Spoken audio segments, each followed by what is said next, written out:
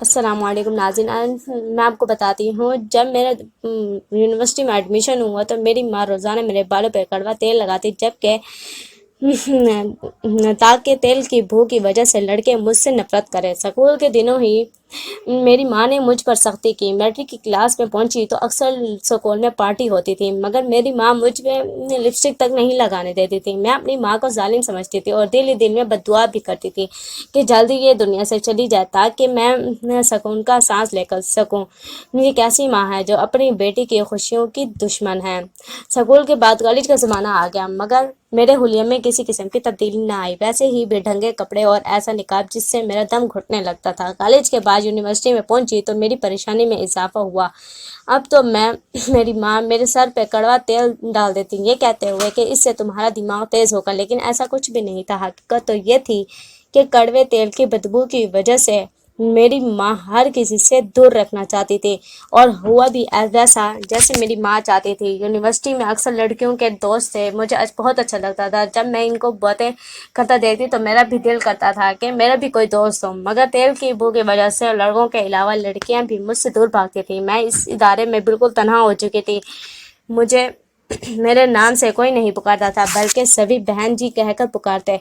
میرے دل میں اپنی ماں کے لیے نفرت مسلسل بڑھ رہی تھی۔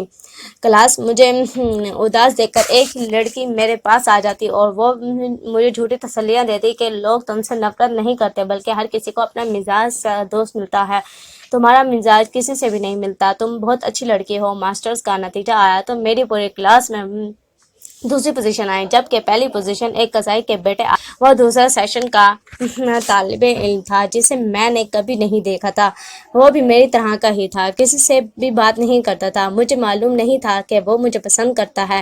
اس نے اپنے والدین کو میرے گھر بھیجا، سادگی سے ہماری شادی ہوئی، اللہ تعالیٰ نے ہمیں چاند سی بیٹی عطا کی۔ اب میں ہمیں اپنے دل کے ارمان اپنی بیٹی پر پورا کرنے لگی، اسے اچھے اچھے کپڑے پہناتی، جب میٹرک میں پہنچی تو اسے اسکول پارٹی پر اپنے ہاتھوں سے سجاتی اور تیار کرتی۔ کالج میں سب میری بیٹی کو پسند کرتے اور اس سے دوستی کرنا چاہتے تھے، وہ حسین اتنی تھی۔